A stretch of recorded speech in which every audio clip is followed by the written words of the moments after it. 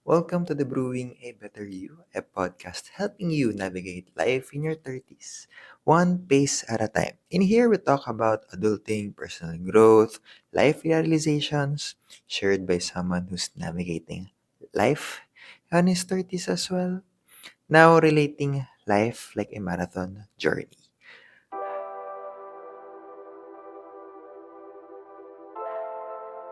Question: have you ever caught yourself planning and dreaming na nagawa mo na yung mga nasa isip mo?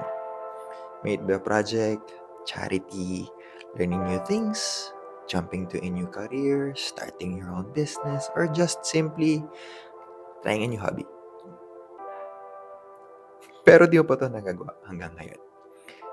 Bakit? Kasi gagawin ko lang ito kapag may ganito na, when I have this, when I have that, when things go like this or like that, na never naman dumating.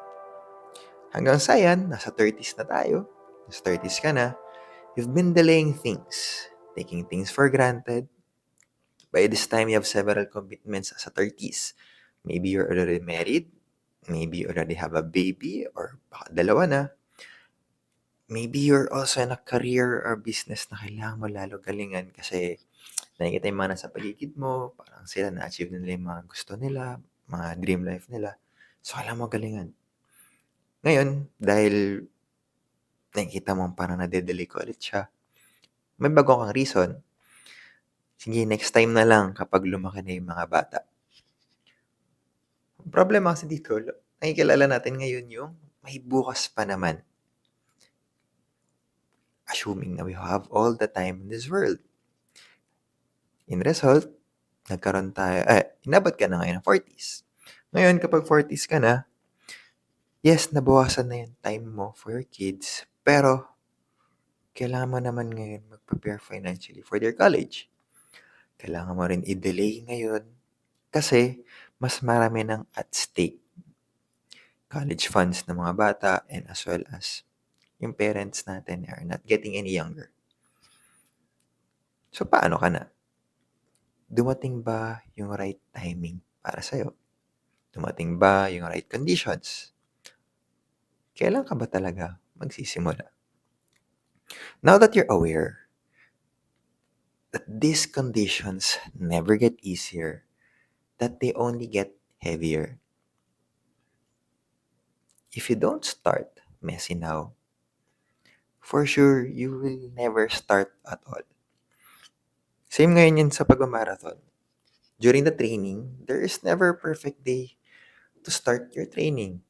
If you wait for a morning na hindi mainit, na hindi ka pagod, na hindi ka busy, wala masyadong gagawin sa work, wala masyadong gagawin trabaho, and your body feels great, 100% okay, hindi yun darating.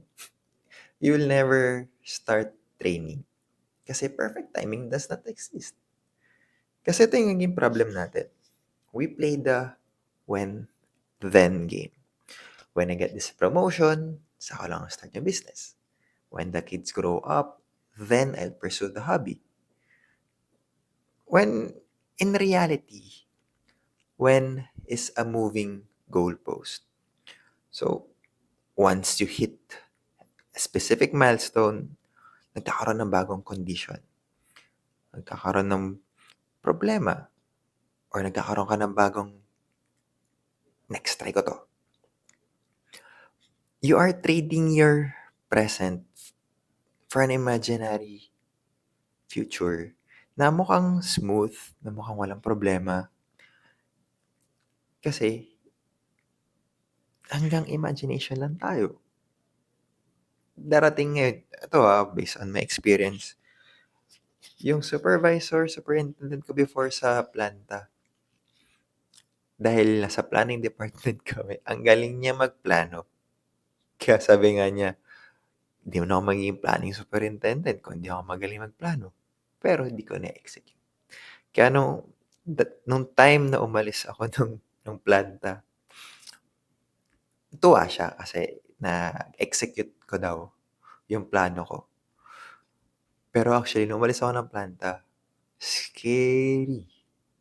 kasi I'm risking a fixed income through a variable income.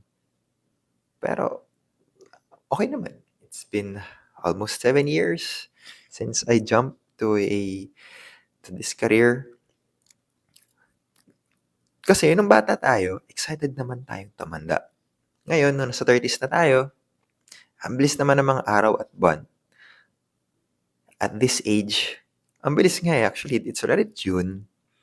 Ilang buwan na lang, bare months na. Pero parang recently lang yung Pasko. So dahil dyan, meron tayong tinatawag na manana habit. So sino dito yung nagsasabi palagi na, mamaya na lang, mamaya ko na lang gagawin yan. Pero dahil ang bilis ng oras kapag 30s ka na, mag-delay ka lang ng project ng ilang buwan, ng ilang taon, ang laking bagay na agad na nawala sa'yo. Guilty din ako dito kasi it's not just about running. Pero I've been delaying starting this podcast kasi hindi maganda yung gamit ko. ah, hindi ko alam if kaya ko ba siyang i-sustain. May makikinig ba? May magnonood ba? Ang daming if. I did delaying it for almost 2 years. Kasi I have one friend who pushed me. Ngayon, nakatuwa kasi meron na siyang sariling coffee business. And she helped me conceptualize it. And then, nabuo na siya. Oh, game na. Dami kong reason nun. Then last year, I started recording. Pangit yung background, pangit yung mic, pangit lahat. Binabasa ko pa yung mga script kasi di ko alam kung paano ba siya gagawin talaga. From being a perfectionist, inaccept ko na magkakaroon talagang problems along the way when I started. Kasi naniniwala ako that version 1 is better than version 9. You cannot optimize a system, a project, a blank page, if hindi pa ito nag-exist. Kasi, when you want to finish something, when you want to finish a big project, anong kailangan mong unang gawin? You have to start small first. Hindi yung you're looking at the big picture kagad. Kaya 'di ba meron tayong sinasabi na meron tanong na how do you eat an elephant? Bakit ka kakain ng elephant? Yun yung unang tanong. Pero ang totoong sagot diyan is it's one bite at a time.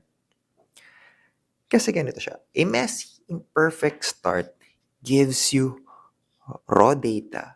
You have an idea kung ano talaga yung kaya mo. The reality, katulad ng marathon training, hindi ka mapag-start with a perfect condition. Mag-start ka talaga, inaantok ka pa. If umaga ka mag-start ng training, inaantok ka pa, wala ka pa sa wisyo, dami mo pang reasons, masakit yung binti mo, ayaw mo bumangon. Pero, yun yung reality. You really have to start where you are. With whatever energy na meron ka. And then from there, saka mo ma-optimize ano yung pwede mo pang gawin to improve better towards you achieving that marathon goal. Dahil may data ka na eh. May naumpisahan ka na. And example, if masyadong mabilis yung pace mo, with that kind of heart rate, di alam mo ngayon, okay, I have to improve in this part of my training. So ngayon, as we close this episode, ito yung magiging challenge ko ngayon sa inyo. Identify one project or dream na dinedelay mo dahil kakahintay sa perfect timing. And then do strategic bare minimum. Strategic, not hindi bare minimum lang. Strategic. If hindi mo kaya yung buong business plan today, research ka muna for just 15 minutes. If hindi mo kaya mag-workout ng isang oras or ng 30 minutes, edi just do it 10 or 15 minutes today. Or even just do push-ups or sit-ups. Basta maumpisahan mo lang. Sabi nga nila, di ba, the best time to plant a tree was 20 years ago. Second best time is to start today. The best time to get an insurance plan was when you're younger kasi you're the healthier. You're the healthiest by that time. Pero ang second best time is today kasi you are your youngest and You are your healthiest you'll ever be today than ever. So stop waiting when life gets easier or kapag ubos na yung problema mo. You really just have to start where you are. And that's our episode for today. If you like this episode, click the subscribe button, follow button, and share it in your social media. Tag your friends. Tingin mo may kinabang sa podcast episode natin today. And yun nga, I'm doing this kind of episodes pero madalas ako rin yung target market ko. And this is just a reminder to start wherever you are. So, see you in our next episode.